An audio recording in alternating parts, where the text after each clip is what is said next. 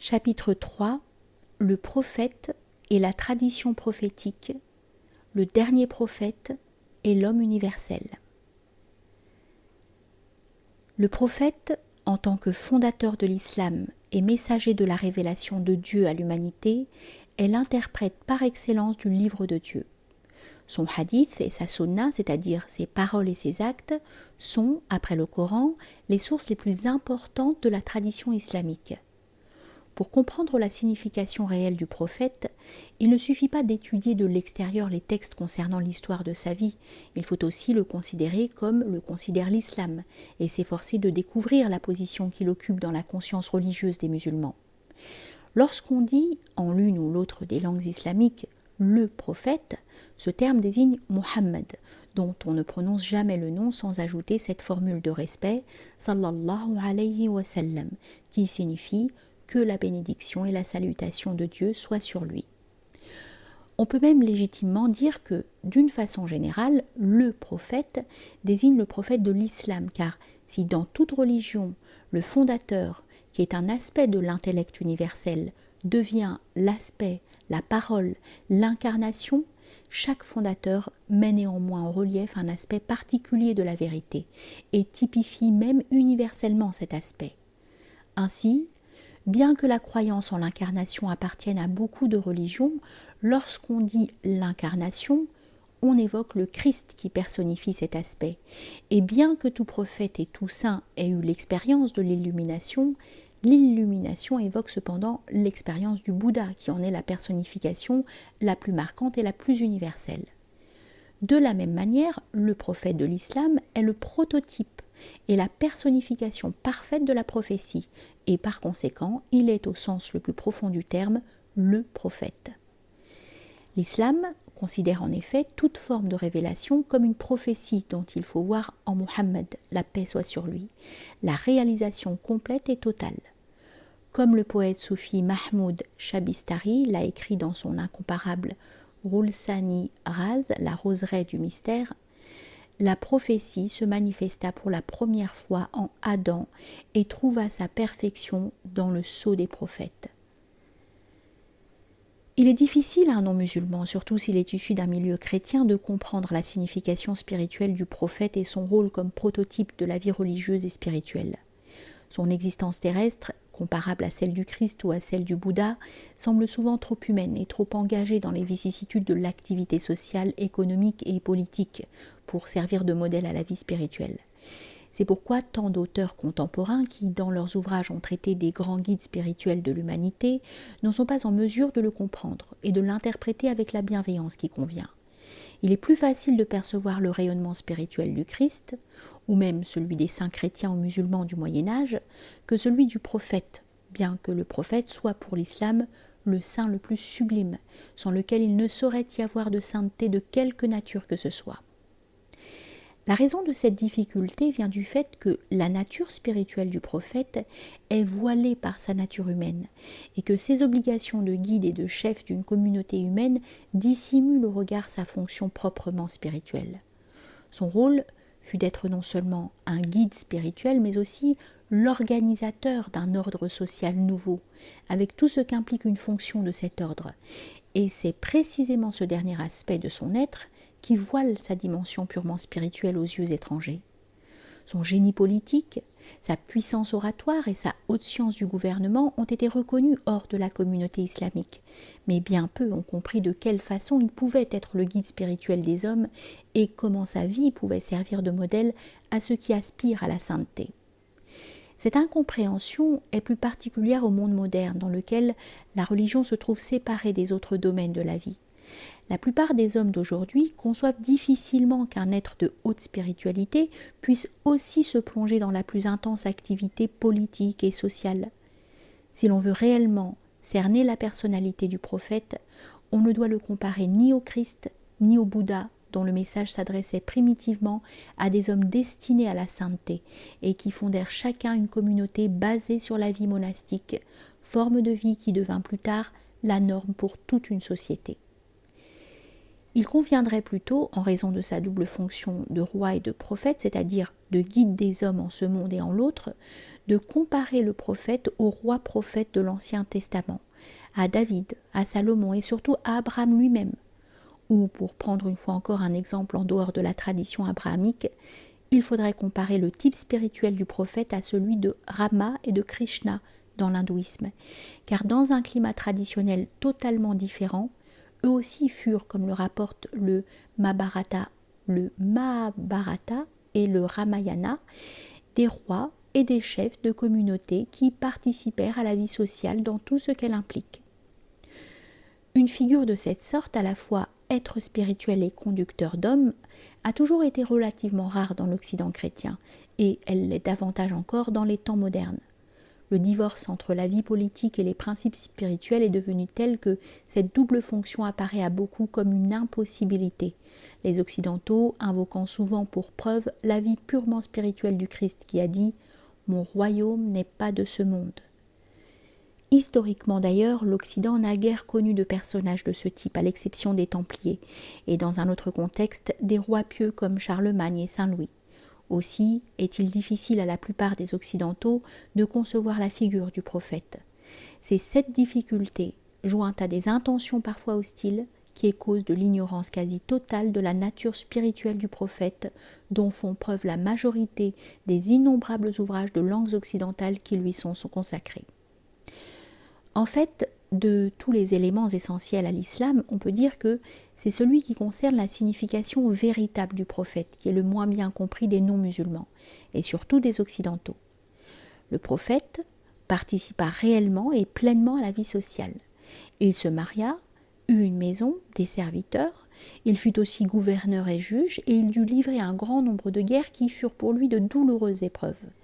Il lui fallut souffrir des tourments sans nombre et subir toutes les difficultés inhérentes à l'existence humaine, et en particulier celles qu'implique le rôle de fondateur d'un nouvel État et d'une nouvelle société.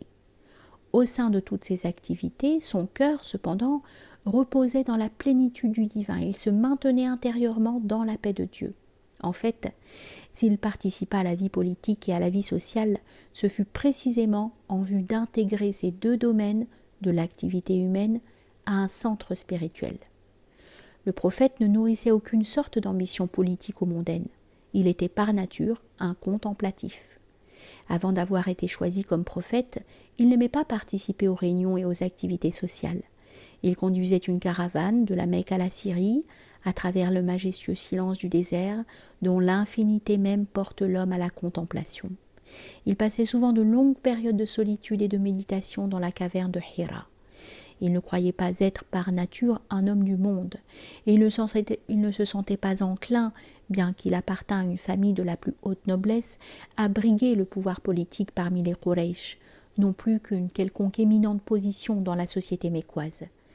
Il lui fut réellement très pénible et très difficile d'accepter le fardeau de la prophétie, lequel n'impliquait pas seulement la fondation d'une nouvelle religion, mais aussi la création d'un nouvel ordre social et politique.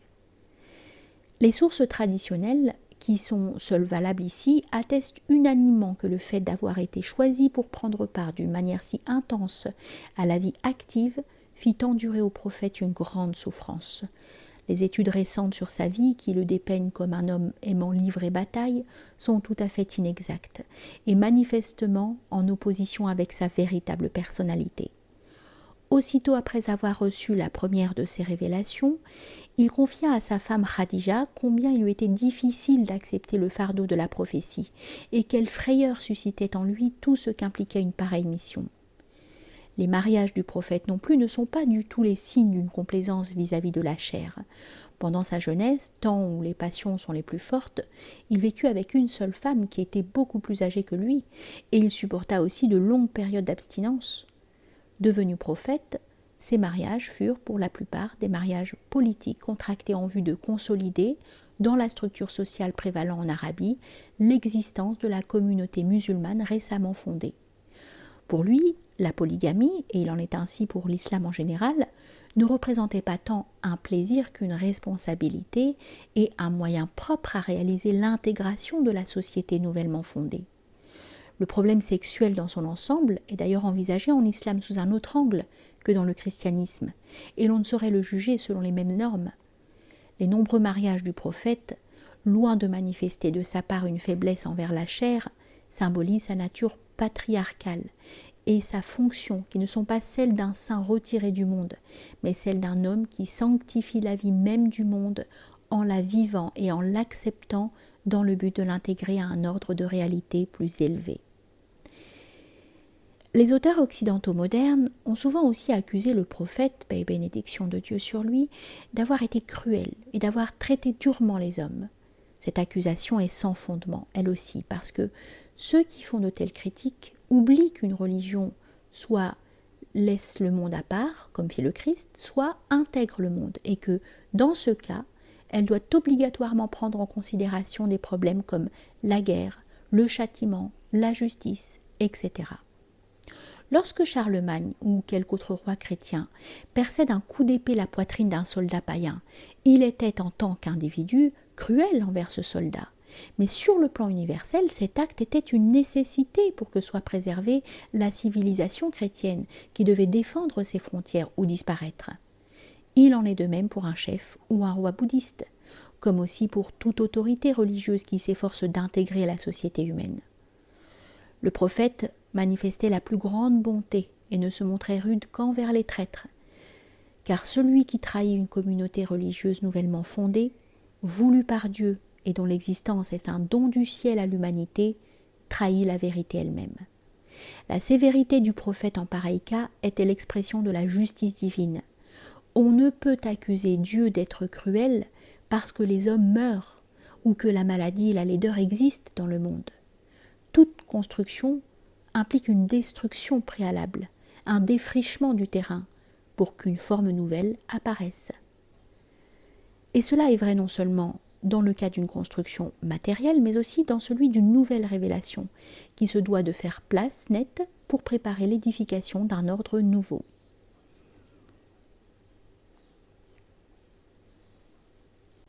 Politique et social autant que purement religieux. Ce qui, aux yeux de certains, apparaît comme la cruauté du prophète envers les hommes est précisément l'aspect de sa fonction qui fit de lui l'instrument de Dieu en vue de l'établissement d'un ordre nouveau dans le monde. L'Arabie, foyer de ce nouvel ordre, devait être purifiée de tout paganisme et de tout polythéisme, qui, s'ils avaient subsisté, auraient pollué la source même de cette nouvelle fontaine de vie.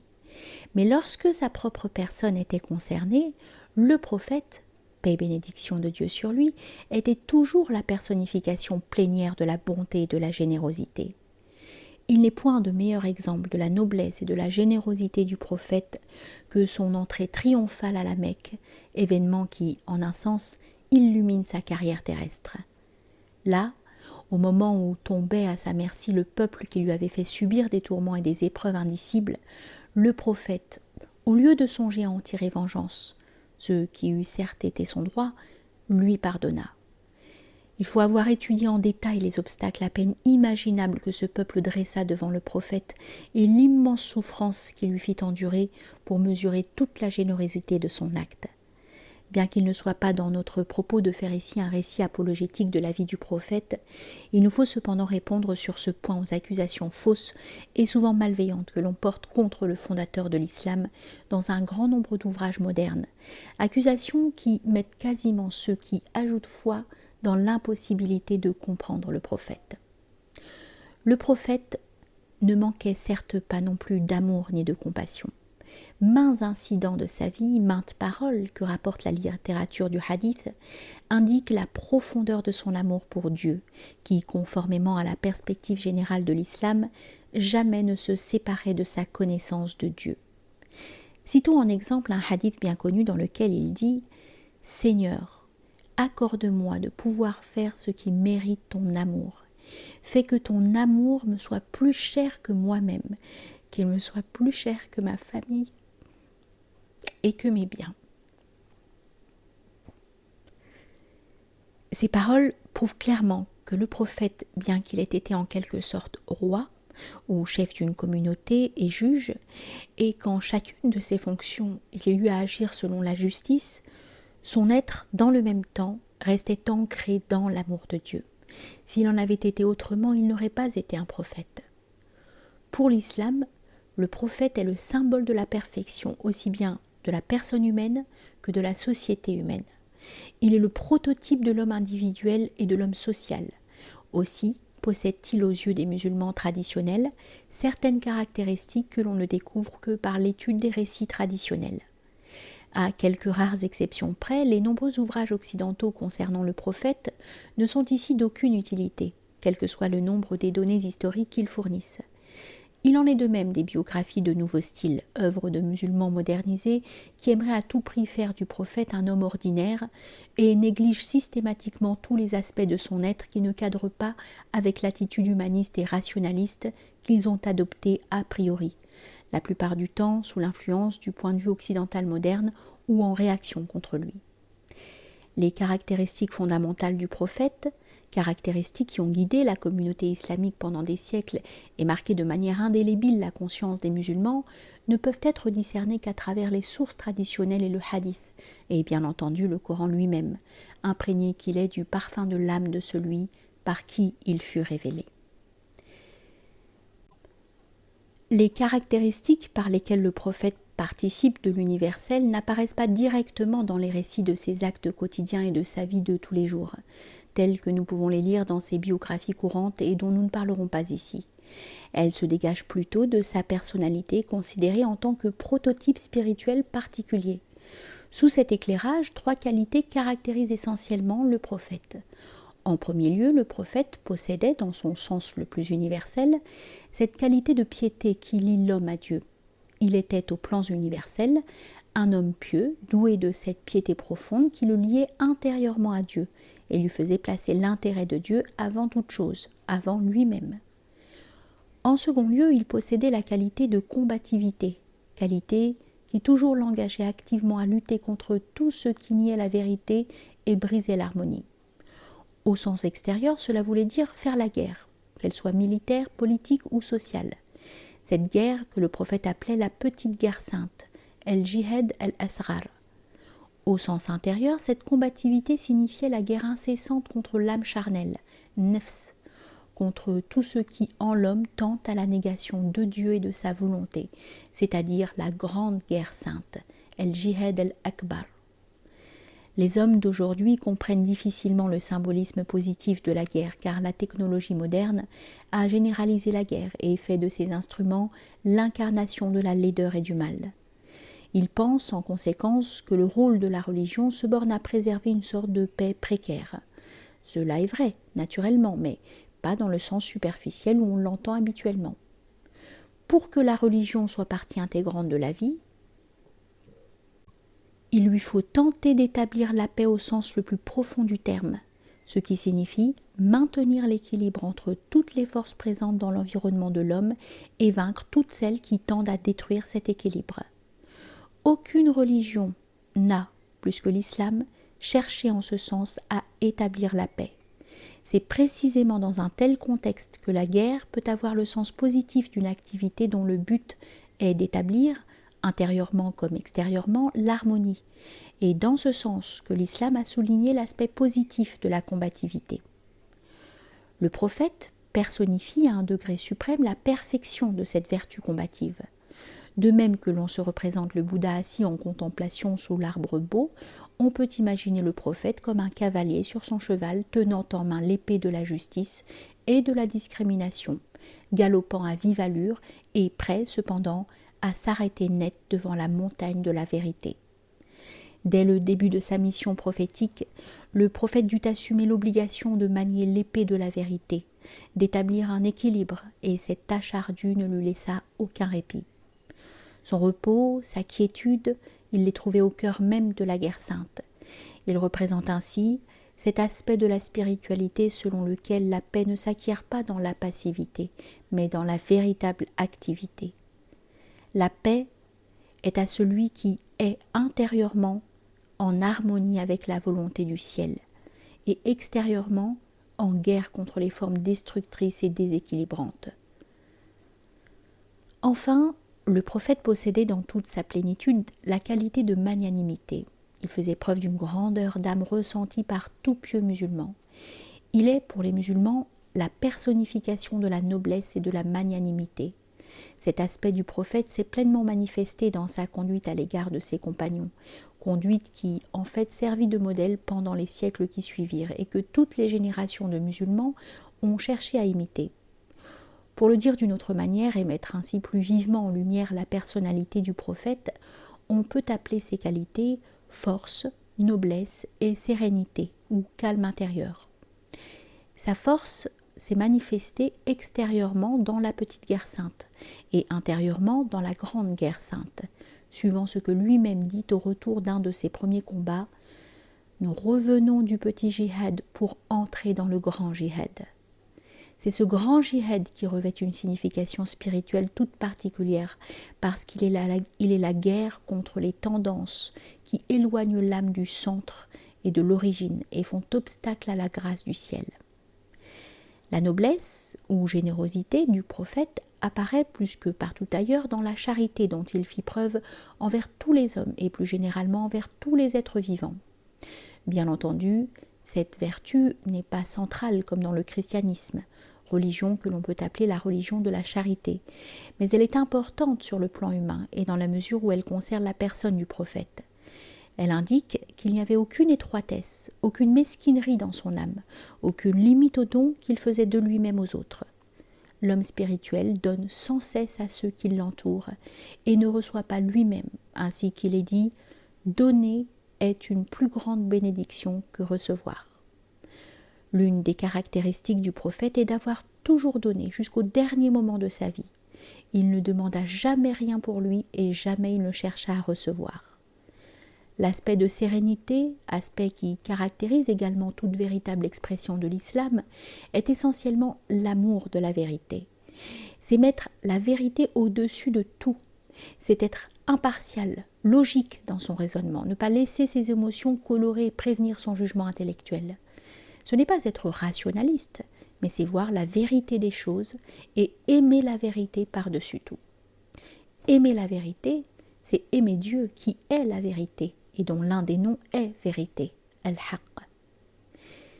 S'il fallait comparer les qualités du prophète, force, noblesse et sérénité, avec celles des fondateurs des autres grandes religions, on verrait que ces qualités ne sont pas nécessairement semblables parce que tout d'abord, le prophète n'était pas lui-même l'incarnation divine, et qu'ensuite, chaque religion met l'accent sur un aspect particulier de la vérité totale. On ne peut pas suivre et imiter le Christ de la même manière que l'on suit et que l'on imite le prophète, parce que dans le christianisme, le Christ est Dieu fait homme, l'incarnation divine. On peut être absorbé dans sa nature, mais on ne peut pas l'imiter en tant que perfection de l'état humain. On ne peut ni marcher sur les eaux, ni ressusciter les morts. Quand on pense au christianisme et au Christ, un autre ensemble de caractéristiques se propose à l'esprit comme divinité, incarnation, et sur un autre plan, amour, charité et sacrifice.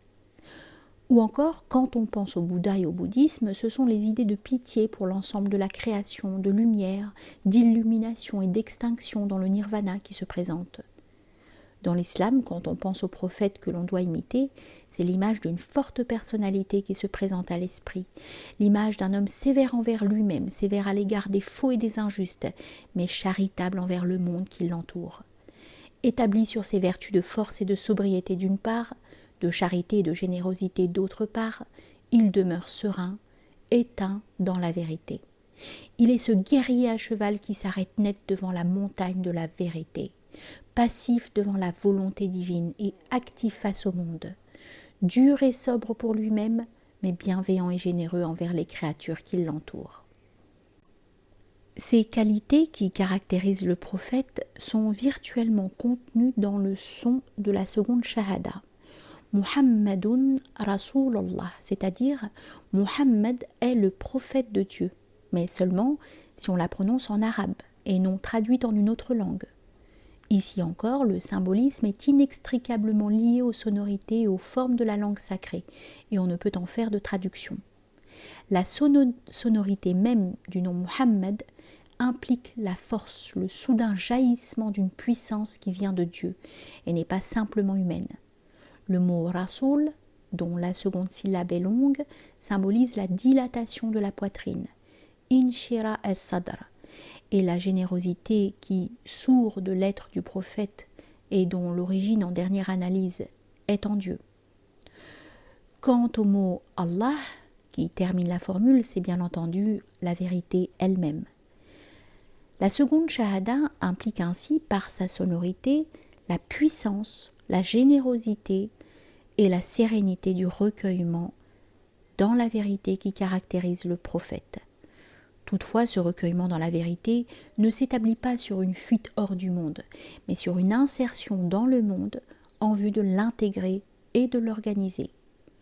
En islam, le château spirituel a pour base les solides fondements de l'harmonie établis tant au sein de la société des hommes qu'au cœur de la vie de l'homme individuel. Dans les prières traditionnelles que tous les musulmans récitent en certaines occasions, la bénédiction et la salutation de Dieu sont appelées sur le prophète en tant qu'il est serviteur de Dieu, abd, messager de Dieu, rasoul, et prophète illettré, el-nabi el-ummi. Prenons un exemple une version bien connue de la prière de bénédiction sur le prophète. Ô Dieu, bénis notre Seigneur Mohammed, ton serviteur et ton messager, le prophète illettré, ainsi que sa famille et ses compagnons, et sur eux ta paix. De nouveau ici, les trois épithètes qui qualifient son nom symbolisent ces trois qualités fondamentales, celles qui sont le plus évidentes aux yeux des pieux. Il est avant tout un abd, serviteur, mais qui donc est un abd si ce n'est celui dont la volonté est tout entière soumise à celle de son maître, celui qui tout à la fois est par lui-même pauvre, faqir, mais riche de ce que son maître lui confère. Le prophète, en tant que abd de Dieu, exemplifie en toute plénitude cette pauvreté et cette sobriété spirituelle si caractéristiques de l'islam. Il aimait le jeûne, la veille et la prière, et ces trois éléments sont devenus essentiels à la vie religieuse islamique. En tant que abd, le prophète remettait toutes choses entre les mains de Dieu, et il réalisa ainsi en lui-même cette pauvreté, qui est en réalité la richesse la plus parfaite et la plus durable. Dans cette formule de bénédiction, rasoul, messager, symbolise l'aspect de charité, de générosité du prophète. Au sens métaphysique, un rasoul est envoyé en raison de la charité de Dieu envers le monde et envers les hommes qu'il aime, jusqu'à leur envoyer ses prophètes pour les guider. C'est en cela que le prophète est la miséricorde de Dieu envers les mondes. Pour les musulmans, le prophète lui-même représente la miséricorde et la générosité qui émane de sa noblesse. L'islam a toujours exalté cette qualité et essayé d'imprégner de noblesse l'âme des hommes. Un bon musulman doit posséder noblesse et générosité, qualité qui toujours reflète cet aspect de la personne du prophète. Quant au terme Nabi el-Ummi, prophète illettré, il symbolise l'extinction devant la vérité. La nature illettrée du prophète signifie avant tout l'extinction de tout ce qui est humain devant le divin. L'âme du prophète était une tabula rasa sous la plume divine. Sur le plan humain, sa qualité d'illettré indique la capacité suprême de réaliser la vérité par la contemplation de la vérité, ce qui est l'indice d'une extinction au sens métaphysique du terme devant la vérité. Ce n'est que par cette extinction, fana, qu'on peut espérer entrer dans la vie avec Dieu et subsister en lui, baqa. Pour résumer les qualités du prophète, on peut dire qu'il est l'équilibre humain éteint dans la vérité divine. Il représente la réalisation de l'harmonie et de l'équilibre entre toutes les tendances présentes en l'homme, tendances des sens, sociales, économiques et politiques, qui ne peuvent être maîtrisées si l'état humain n'est pas transcendé. Il est l'image de l'intégration de ces tendances et de ces forces, réalisées en vue d'établir une base qui conduise naturellement à la contemplation et à l'extinction dans la vérité. Sa voie spirituelle conduit à accepter la condition humaine ainsi normalisée et sanctifiée comme fondement du château spirituel suprême. La spiritualité de l'islam, dont le prophète est le prototype, n'implique pas de rejeter le monde, mais de le transcender en l'intégrant à un centre et d'établir une harmonie sur laquelle fonder la quête de l'absolu. Ces qualités que le prophète manifesta d'une façon tellement éminente font de lui le prototype de la perfection tant humaine que spirituelle, et le guide qui conduit à sa réalisation, car ainsi que le dit le Coran, « En vérité, vous avez un excellent exemple dans votre prophète. » Le prophète étant le prototype de toute perfection humaine, au point que l'un de ses titres est le plus noble de toute la création, Ashraf el-Makhlouqat, il est juste de se demander de quelle façon les hommes peuvent suivre son exemple. Comment le prophète peut-il devenir un guide pour la vie humaine et sa vie, ses pensées et ses actes, guider le musulman durant son passage sur terre? La réponse à cette question fondamentale, puisqu'elle concerne toute la vie individuelle et collective des musulmans des générations à venir, est contenue dans les paroles que le prophète a laissées et qui sont connues sous le nom de hadith, ainsi que dans le récit de sa vie et de ses actes, de chaque jour connus sous le nom de sunna. Les membres de sa famille et les compagnons qui avaient vécu auprès de lui et partagé sa vie gardèrent les impressions de sa sunna marquées dans cette profondeur de l'âme que le contact avec un prophète permet d'atteindre. Quand un homme rencontre une personne extraordinaire, il conserve à jamais l'impression de cette rencontre. Combien inaltérable dut être alors celle produite par le prophète sur son entourage. Une telle rencontre dépasse à ce point notre expérience ordinaire, que les hommes d'aujourd'hui peuvent à peine imaginer. La première génération de musulmans pratique cette sunna avec toute l'ardeur et la foi qu'engendrait en eux la proximité de la source de la révélation et la présence parmi eux de la baraka, ou grâce, du prophète. À leur tour, ils furent imités par la génération suivante, et il en fut ainsi jusqu'au temps moderne, où, de nos jours encore, les fidèles s'efforcent de modeler leur vie sur celle du prophète.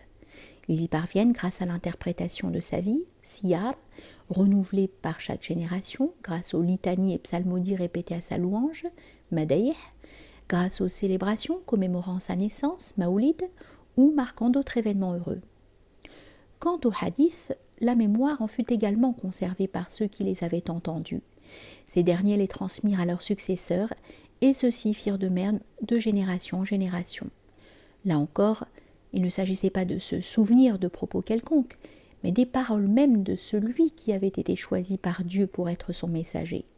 Et ceux qui retinrent les paroles du prophète ne ressemblaient en rien aux hommes d'aujourd'hui dont la mémoire a été engourdie par l'enseignement formaliste des écoles et par la trop grande confiance qu'ils accordent aux sources écrites. C'étaient des nomades ou des hommes d'origine nomade pour qui parole et littérature signifiaient ce que l'on sait par cœur. Ils étaient doués de cette remarquable puissance de mémoire qui survit encore chez certaines catégories de gens dits illettrés et qui a plus d'une fois stupéfié les observateurs lettrés des civilisations sédentaires. Par la suite, les paroles du prophète furent rassemblées en recueils, car l'expansion de l'islam et la perte graduelle de l'homogénéité de la communauté primitive mettaient en danger l'intégrité de leur transmission. Les plus pieux des fidèles se mirent à l'œuvre pour rassembler les paroles prophétiques appelées hadiths, vérifiant à chaque fois la chaîne de ceux qui les avaient transmises. 6 recueils principaux de hadiths furent ainsi constitués dans le monde sunnite, parmi lesquels ceux de Bukhari et de Muslim, et ils acquirent bientôt une autorité absolue dans la communauté orthodoxe. Dans le chiisme, le processus fut le même, à cette différence près qu'aux paroles du prophète s'ajoutèrent, pour former le recueil des hadiths, les paroles des imams, dont les enseignements éclairent le sens du message prophétique. De nombreux volumes furent ainsi composés, dont le plus important est le Usul al-Kafi de Kulaini. La littérature du hadith, tant de sources sunnites que de sources chiites, représente un trésor monumental de sagesse et constitue à la fois un commentaire du Coran et le complément de ses enseignements. Les paroles prophétiques concernent tous les domaines, de la métaphysique pure à la façon de se tenir à table. On y trouve ce que le prophète a dit pendant les temps de détresse ou lorsqu'il recevait un ambassadeur, traitait un prisonnier, se trouvait en famille et, pour ainsi dire, dans toutes les autres situations qui touchent à la vie domestique, économique, sociale ou politique de l'homme. Un grand nombre de questions d'ordre métaphysique, cosmologique, eschatologique et spirituel y sont également traitées. Dans leur ensemble, le hadith et la sunna, qui lui étaient étroitement liés, sont, après le Coran, la plus précieuse source de guidance que possède la société islamique et ils forment, après le Coran, avec le Coran, la source même de toute la vie et de toute la pensée de l'islam. C'est à cet aspect fondamental de la structure même de l'islam que s'est violemment attaquée ces dernières années une influente école orientaliste d'Occident. Aucune attaque contre l'islam ne saurait être plus perfide et plus insidieuse que celle qui sape ses fondations même et ses effets sont plus dangereux que ne le serait une agression sur le plan physique. Ce prétendant scientifique et appliquant la fameuse, il faudrait dire l'infâme, méthode historique, qui ramène toutes les vérités religieuses à des faits historiques, les critiques du hadith en sont venus à la conclusion que cette littérature n'émanait pas du prophète et qu'elle avait été forgée par les générations postérieures. La façade scientifique que présente le plus grand nombre de ces attaques dissimule le postulat a priori que l'islam n'est pas une révélation divine. Si l'islam n'est pas une révélation divine, il faut chercher une explication à son existence dans les éléments inhérents à la société arabe du 7e siècle. Or, puisqu'il n'est pas possible qu'une société de bédouins ait eu quelques connaissances d'ordre métaphysique, qu'elle ait pu savoir quoi que ce soit du verbe divin ou logos, des états supérieurs de l'être et de la structure de l'univers, tout ce qui, dans la littérature des hadiths, se rapporte à ces questions, doit par conséquent y avoir été ajouté plus tard. Si les critiques des hadiths admettaient tout simplement que le prophète était un prophète, il ne subsisterait plus aucun argument scientifiquement valide contre l'essentiel du corpus des hadiths. Mais c'est précisément ce que ces critiques n'admettent pas, de sorte qu'ils sont obligés de considérer comme fabrication tardive tout ce qui, dans la littérature des hadiths, ressemble aux doctrines des autres religions ou se rapporte à des questions d'ordre ésotérique. Il n'est certainement pas douteux que beaucoup de hadiths sont suspects, mais les savants de l'islam traditionnel ont eux-mêmes mis au point une science extrêmement élaborée pour examiner le texte du hadith, ilm al-jarh, et la validité des chaînes de transmission des paroles prophétiques, ilm al-diraya, aussi bien que les circonstances dans lesquelles ces paroles furent prononcées. À la lumière d'une connaissance approfondie de tous les facteurs en cause, ils les passèrent au crible d'une manière qu'aucun savant moderne ne saurait espérer égaler. C'est ainsi que certaines paroles furent retenues et d'autres rejetées comme tout à fait inauthentiques ou d'origine douteuse. Ceux qui recueillirent le hadith étaient en effet les plus pieux et les plus dévoués des hommes, et souvent avaient voyagé d'Asie centrale à Médine jusqu'en Irak et en Syrie à leur recherche. Tout au long de l'histoire de l'islam, les plus dévots et les plus ascétiques parmi les savants traditionnels ont été les savants en hadith, les muhaddithun, et étant donné que la communauté, avant de connaître à un homme quelque autorité en ce domaine, exige de lui un haut degré de piété et d'intégrité, ces savants ont toujours constitué une minorité au sein des différentes catégories de savants musulmans. En réalité, les critiques modernes du hadith ne se rendent pas compte qu'en appliquant leur méthode prétendument historique, ils projettent le genre de mentalité agnostique qui prévaut aujourd'hui dans de nombreux milieux académiques, sur la mentalité du savant musulman en hadith traditionnel. Ils pensent que, pour ce dernier également, les questions religieuses pouvaient être traitées avec cette désinvolture qui rend capable de forger des paroles prophétiques ou d'accepter de les intégrer au corpus traditionnel sans la plus extrême prudence. Ils ne réalisent pas que pour les hommes des siècles passés, et plus particulièrement pour les savants traditionnels, le feu de l'enfer n'était pas une image abstraite, mais une réalité concrète. Ces hommes de tradition craignaient Dieu à un point que la plupart des hommes d'aujourd'hui peuvent difficilement imaginer. Or, il est psychologiquement absurde de supposer qu'avec cette mentalité qui considère que, de toute chose, l'alternative du ciel et de l'enfer est la plus réelle, ils aient pu commettre le péché impardonnable de forger des paroles prophétiques. Rien n'est moins scientifique que de projeter la mentalité moderne, qui est une anomalie dans l'histoire, sur une époque où l'homme vivait et pensait dans un monde traditionnel, où les vérités de la religion déterminaient la vie elle-même et où les hommes cherchaient d'abord et avant tout à accomplir la tâche la plus importante qui leur incomba, à savoir sauver leur âme. La même réponse peut être faite à ces critiques du hadith qui affirment que des paroles forgées apparurent au IIe siècle et furent considérées de bonne foi comme paroles prophétiques par ceux qui les recueillirent au siècle suivant. La sunna du prophète et ses paroles avaient laissé une empreinte si profonde sur la première génération et sur celles qui la suivirent immédiatement qu'inventer de nouvelles paroles et par là même de nouvelles façons d'agir et de procéder dans des questions d'ordre religieux où les règles établies faisaient autorité aurait soulevé l'opposition immédiate de la communauté. Cela aurait signifié une rupture dans la continuité de la vie religieuse et dans la structure de l'islam, rupture dont on ne discerne aucunement la trace. De plus, la succession des imams, dont les paroles sont comprises dans le corpus chiite du hadith et qui par eux-mêmes constituent la chaîne de transmission des paroles prophétiques la plus digne de foi, se poursuivit au-delà du IIIe siècle de l'islam, c'est-à-dire après la période où les célèbres recueils de hadith furent rassemblés, si bien que leur succession recouvre la période indiquée par les critiques modernes comme période de contrefaçon du hadith. La présence même des imams est une preuve supplémentaire de la fausseté des arguments avancés contre l'authenticité de la littérature du hadith, arguments qui visent non seulement les paroles douteuses et apocryphes, mais tout l'ensemble du hadith sur lequel la société islamique s'est modelée et a vécu depuis son origine.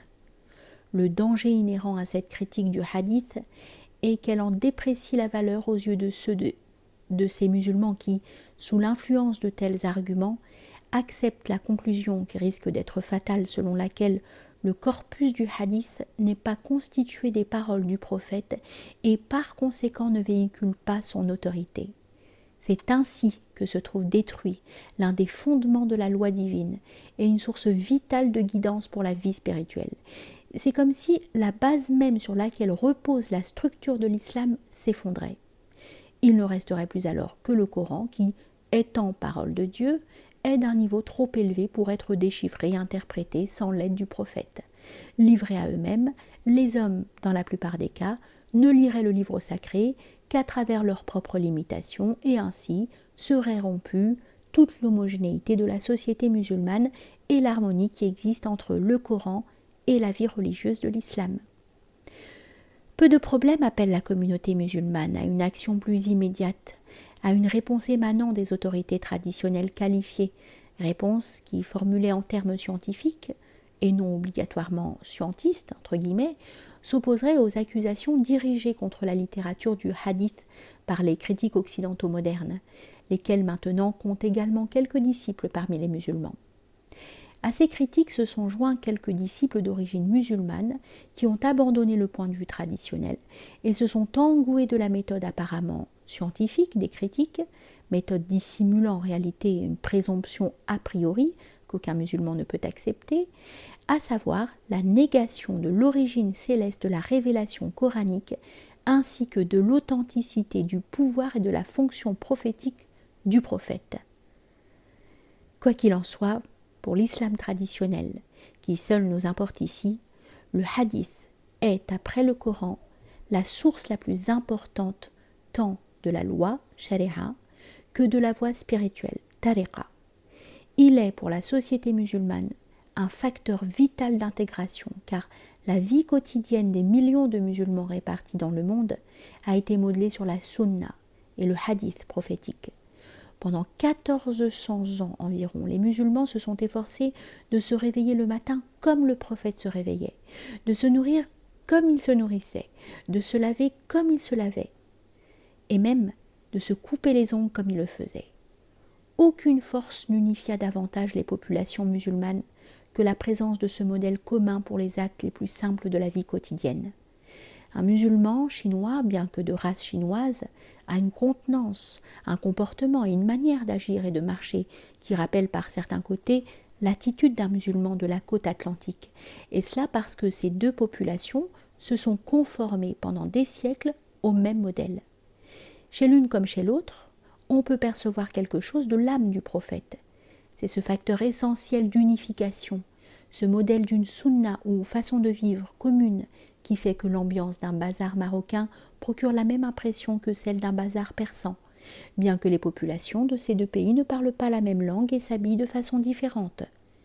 Il y a dans l'air quelque chose qu'un observateur étranger doué d'un peu de sensibilité percevra aussitôt comme appartenant au même climat spirituel et religieux. Cette similitude provient en premier lieu de la présence du Coran, puis d'une manière plus immédiate et plus tangible, de la présence du prophète dans sa communauté par la vertu de son hadith et de sa sunna. C'est par le hadith et la sunna que les musulmans parviennent à connaître et le prophète et le message du Coran. Sans le hadith, une grande partie du Coran serait livre clos. Le Coran nous dit de prier, mais sans la sunna prophétique, nous ne saurions comment prier. Une pratique aussi fondamentale que les prières quotidiennes, pratique qui constitue le rite central de l'islam, serait impossible à accomplir sans l'exemple de la pratique prophétique. Il en est de même pour les 1001 autres événements de la vie, si bien qu'il est à peine nécessaire de souligner le lien vital qui existe entre le Coran et la pratique et les paroles du prophète que Dieu a choisi pour le révéler à l'humanité et en être l'interprète auprès d'elle. Nous devons indiquer, avant de terminer cette étude sur le hadith, qu'il existe, dans le vaste corpus des paroles prophétiques, 40 paroles appelées paroles sacrées, hadith qudsi, qui ne font pas partie du Coran, mais dans lesquelles Dieu parle à la première personne par la bouche du prophète. Ces paroles, bien que peu nombreuses, revêtent une importance extrême, parce qu'elles sont la base de la vie spirituelle de l'islam au même titre que certains versets du Coran. C'est sur elles qu'est fondé le soufisme. Plus d'un soufi les connaît par cœur et vit dans le rappel constant de leur message. Elles concernent davantage la vie spirituelle que les questions d'ordre social ou politique. Elles traitent de la relation directe de l'homme avec Dieu, comme le montre le célèbre hadith qudsi que les maîtres soufis ont souvent répété au cours des siècles. Nous citons : « Mon esclave ne cesse de se rapprocher de moi par les dévotions de son libre vouloir jusqu'à ce que je l'aime. Et quand je l'aime, je suis l'ouïe avec laquelle il entend, la vue avec laquelle il voit, la main avec laquelle il lutte et le pied avec lequel il marche. » Fin de citation. La présence de ces paroles dans la communauté indique à quelle profondeur les racines de la spiritualité islamique plongent dans les sources mêmes de la révélation. Loin de n'être qu'un système légal et social dénué de dimension spirituelle, ou un système sur lequel une dimension spirituelle aurait été greffée artificiellement et tardivement, l'islam, dès le commencement, fut à la fois une loi et une voie.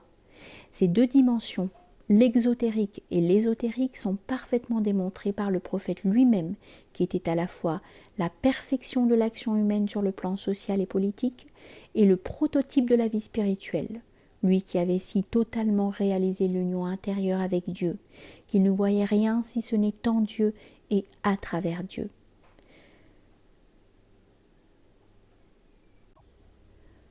Ce qui distingue tout particulièrement le prophète des prophètes qui l'ont précédé est qu'il est le dernier des prophètes, Khatim al-Anbiya, le sceau de la prophétie, qui, survenant à la fin du cycle prophétique, intègre en lui-même la fonction prophétique en tant que telle.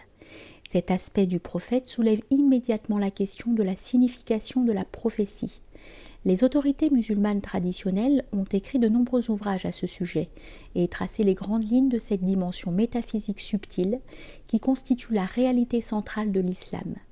Bien qu'il ne nous soit pas possible d'examiner ici cette question en détail, nous pouvons dire en résumé que, selon le point de vue islamique, l'état de prophète est un état accordé aux hommes que Dieu a choisi en raison de certaines perfections qu'il possède et qui les destine à devenir les instruments par lesquels Dieu révèle son message au monde. Leur inspiration vient directement du ciel. Un prophète ne doit rien à personne. Ce n'est pas un savant qui trouve des vérités dans les livres, ni un homme qui a appris ce qu'il sait d'autres hommes et qui à son tour transmet son savoir. Sa connaissance est le fait d'une intervention directe du divin dans l'ordre humain. Intervention qui n'est pas pour l'islam une incarnation, mais une théophanie, tajalli. Cette définition de l'état prophétique ne s'applique pas seulement aux fondateurs de l'islam, mais à tous les prophètes. Du point de vue musulman, le Christ n'a pas acquis sa connaissance de l'Ancien Testament et du message des prophètes hébraïques par la lecture des livres ou l'enseignement des rabbins. Elle lui est venue directement du ciel. Ce n'est pas non plus dans l'enseignement des anciens prophètes, fût-ce celui d'Abraham, que Moïse a puisé les lois et le message qu'il a apporté. Il reçut directement de Dieu un message nouveau et s'il exprima certaines vérités contenues dans les messages qu'avaient apportés les prophètes sémitiques qui l'avaient précédé, ou si le Christ réaffirma la tradition juive dont il révéla le sens intérieur, selon la parole bien connue « Le Christ a dévoilé ce que Moïse avait voilé », ou si encore le Coran mentionne quelques-uns des récits de l'Ancien et du Nouveau Testament, aucun de ces exemples n'implique un emprunt à l'histoire. Il montre seulement qu'une nouvelle révélation a été apportée dans le cadre du même climat spirituel, climat que l'on peut appeler la tradition abrahamique. Il en est de même pour les avatars de l'hindouisme, dont chacun apporta un message du ciel nouveau qu'il exprima dans le langage du même climat spirituel. Bien que toute prophétie implique une rencontre du plan divin et du plan humain, il existe des degrés de prophétie selon la nature du message révélé et la fonction du messager chargé de le faire connaître. En effet, là où le français n'utilise en général que le seul mot de prophète, l'arabe, le persan et les autres langues des peuples islamiques disposent de toute une série de mots qui se rapportent aux différents niveaux de l'état prophétique. En premier vient le nabi, celui qui apporte un message de Dieu, celui à qui Dieu a choisi de parler. Mais Dieu ne parle pas à n'importe qui. Celui qui est digne d'entendre le message divin doit avoir des qualifications.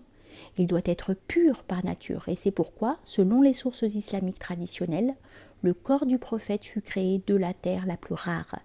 Il doit posséder en toute perfection certaines vertus humaines, telles que la bonté et la noblesse, bien qu'en réalité il ne possède rien, tout lui étant été donné par Dieu. Il doit posséder en toute perfection des aptitudes à la fois pratiques et théoriques, une imagination parfaite, un intellect parfaitement accordé à l'intellect divin et une structure psychologique et physique qui lui permettent de conduire l'action des hommes et de les guider dans toutes les circonstances et à travers toutes les épreuves. Mais le message reçu par le Nabi n'est pas nécessairement universel. Un Nabi peut recevoir un message qu'il lui faudra garder secret et ne pas divulguer ouvertement, ou bien ne transmettre qu'à un petit nombre d'hommes dans le cadre d'une religion déjà existante. Selon la tradition, 124 000 prophètes de cette nature, Anbiya, furent envoyés par Dieu pour tous les peuples et toutes les nations, car le Coran affirme qu'il n'y a pas de peuple chez qui un prophète n'ait été envoyé. Chaque nation a eu son prophète, nous dit le Coran. Bien que, dit aussi le Coran, Dieu parle à chaque peuple dans sa propre langue, d'où la diversité des religions. Nous n'avons envoyé aucun apôtre qui n'ait parlé dans la langue de son peuple. L'universalité de la prophétie, si clairement énoncée dans le Coran, signifie l'universalité de la tradition, de la religion. Elle signifie que toutes les religions orthodoxes viennent du ciel et n'ont pas été faites par l'homme. Elle implique également, par sa formulation étendue, que la présence de la révélation englobe non seulement la tradition abrahamique, mais aussi toutes les nations, bien qu'aux époques précédant la nôtre, la question n'ait pas été explicitement étudiée. Le Coran affirme un principe d'universalité, tout en laissant ouverte la possibilité d'appliquer ce principe hors du monde sémitique, comme ce fut le cas par exemple lorsque l'islam rencontra le zoroastrisme en Perse et l'hindouisme en Inde. Ce principe pourrait, dans les temps actuels, trouver la même application dans une rencontre avec une tradition authentique inconnue auparavant, fût-ce celle des Indiens d'Amérique. Parmi les Anbiya, certains appartiennent à une autre catégorie de prophètes ou à un autre niveau de prophétie. Ce sont ceux qui non seulement reçoivent un message du ciel, mais sont également choisis pour communiquer ce message à la fraction de l'humanité à laquelle il est destiné par la Providence. Le prophète qui remplit cette fonction est appelé Rasoul. Un Rasoul est aussi un Nabi, mais il a en outre la fonction de conduire les hommes à la connaissance du message de Dieu et de les appeler à le recevoir. À cette catégorie appartiennent plusieurs prophètes de l'Ancien Testament. Au-dessus du Rasoul se situe le prophète qui doit apporter une nouvelle religion majeure au monde, celui qui possède fermeté et détermination. La croyance de l'islam, pour rester encore dans les limites de la tradition abrahamique, est qu'il y a eu 7 prophètes appartenant à cette dernière catégorie, chacun d'eux ayant fondé une nouvelle religion et apporté une nouvelle loi divine au monde. Il y a donc en tout 3 degrés dans la prophétie, celui de Nabi, celui de Rasoul et celui de Ulul Azm. Bien que dans certaines sources islamiques, cette gradation ait été poussée un peu plus loin et comporte des degrés parmi les Anbiya selon la manière dont ils perçoivent l'ange de la révélation. Le prophète fut à la fois un Nabi, un Rasoul et un Ulul Azm, et avec lui éclot le cycle de la prophétie. Après lui, aucune nouvelle charia ou loi divine ne sera plus apportée au monde jusqu'à la fin des temps. Il ne peut plus y avoir de révélation, wahi, après lui, car il marque la fin du cycle prophétique. Da'irat el-Nubuwa. Il peut sembler au premier abord extrêmement tragique que l'homme paraisse ainsi abandonné sans plus aucune possibilité de revivifier les vérités de la révélation par un nouveau contact avec la source de la vérité. Mais en réalité, la fin du cycle prophétique ne signifie pas que toute possibilité de contact avec l'ordre divin ait cessé. Bien que la révélation ou wahi ne soit plus possible, l'inspiration, ilham, demeure toujours une possibilité latente. Bien que le cycle de la prophétie, Da'irat el-Nubuwa, ait pris fin, le cycle de la wilayat, Da'irat el-Wilaya, que faute d'un meilleur terme on peut traduire par cycle d'initiation et aussi de sainteté, se poursuit. En réalité, dans ce contexte, wilaya, que dans la terminologie technique de la gnose islamique, on doit distinguer de wilaya,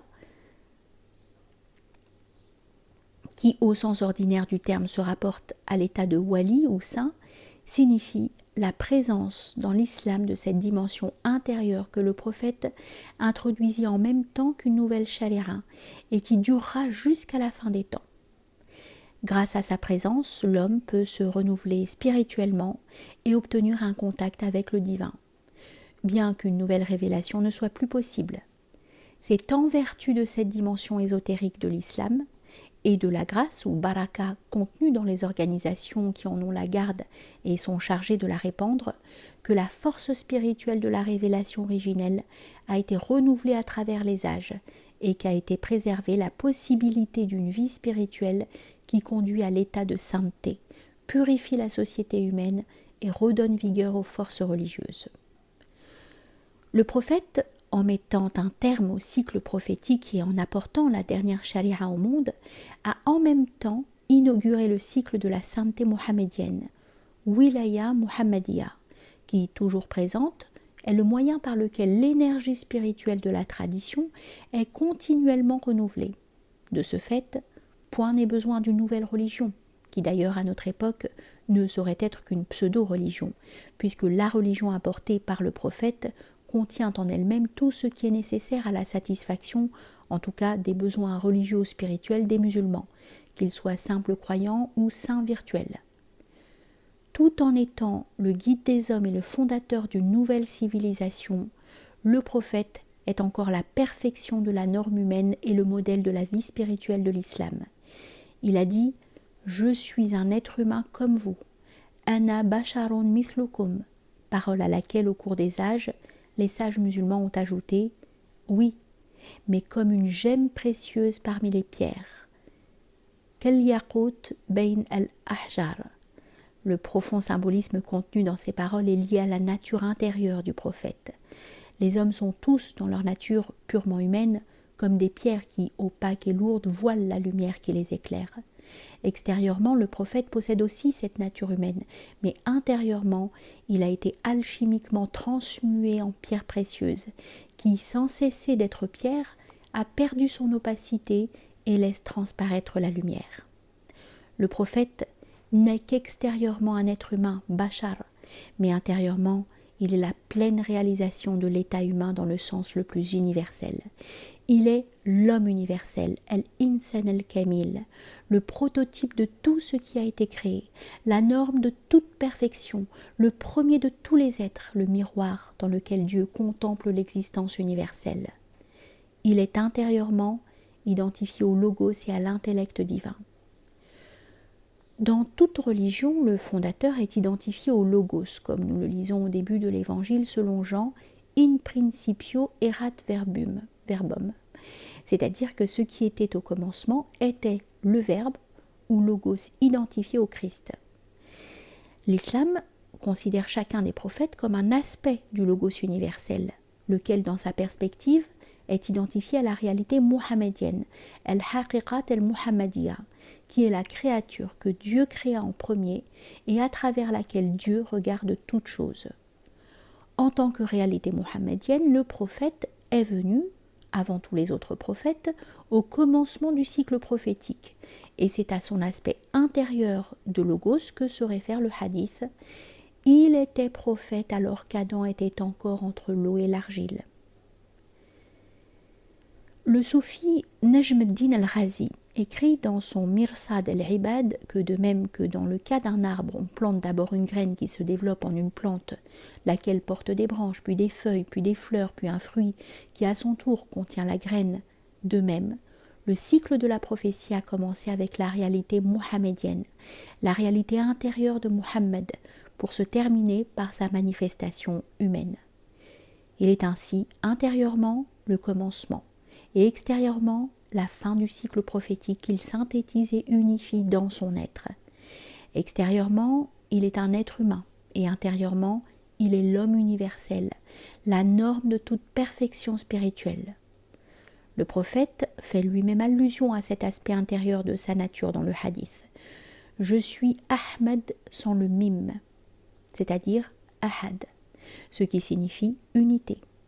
Je suis un arabe sans le hayn, c'est-à-dire Rabb, ce qui signifie Seigneur. Celui qui m'a vu, celui-là a vu la vérité. Que signifient ces paroles sinon l'union intérieure du prophète avec Dieu? Cette vérité a été redite maintes et maintes fois à travers les âges par les maîtres du soufisme, comme par exemple dans l'admirable poème persan tiré du Gulsan-i-Raz. Un simple mime sépare Ahad de Ahmad. Le monde est immergé dans ce mime unique. Ce mime, qui sépare le nom ésotérique du prophète Ahmed de Dieu, symbolise le retour à l'origine, la mort, le maout, et le réveil aux réalités éternelles. Son équivalence numérique est 40, chiffre qui symbolise pour l'islam l'âge de la prophétie. Extérieurement, le prophète est le messager de Dieu auprès des hommes. Intérieurement, il est en union permanente avec le Seigneur.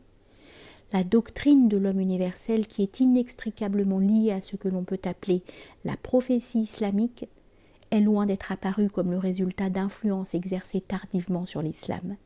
Elle se fonde plutôt sur ce qu'était intérieurement le prophète et sur la manière dont le voyaient ceux de ses compagnons qui ne furent pas seulement ses disciples en religion, mais aussi les héritiers de son message ésotérique. Ceux qui veulent priver l'islam de sa dimension intellectuelle et spirituelle cherchent à faire de cette doctrine fondamentale un emprunt ultérieur, comme si le prophète eût jamais pu devenir l'homme universel, de façon effective et opérative, par simple attribution de cet état, s'il ne l'avait été déjà de par sa vraie nature. Comme s'il suffisait d'appeler un corps soleil pour le voir briller. C'est en lui-même que le prophète possédait cette réalité, que l'on désigna par la suite du nom technique d'homme universel. Mais ce qui fut nommé existait bien longtemps avant qu'un nom ne lui soit attribué, et qu'on élabora à son sujet une théorie destinée aux générations à venir, lesquelles, éloignées de la source de la révélation, avaient besoin d'une explication plus détaillée. Pour conclure, on peut dire que le prophète est à la fois la perfection de l'homme social et de l'homme individuel, la norme de la vie sociale parfaite et le prototype et le guide de la vie spirituelle. Il est à la fois l'homme universel et l'homme primordial, el-insan al-qadim. En tant qu'homme universel, el-insan al-kamil, il est la totalité dont nous sommes un fragment et à laquelle nous participons. En tant qu'homme primordial, il est cette perfection originelle par rapport à laquelle nous représentons une décadence et une dégradation.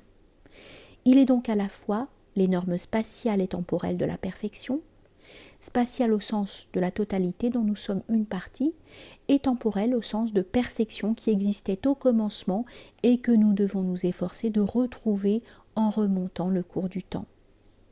Le prophète possédait de façon éminente les deux natures humaines, nasot, et spirituelle, lahut. Cependant, il n'y eut jamais d'incarnation du lahut dans le nasot, perspective que l'islam n'admet pas.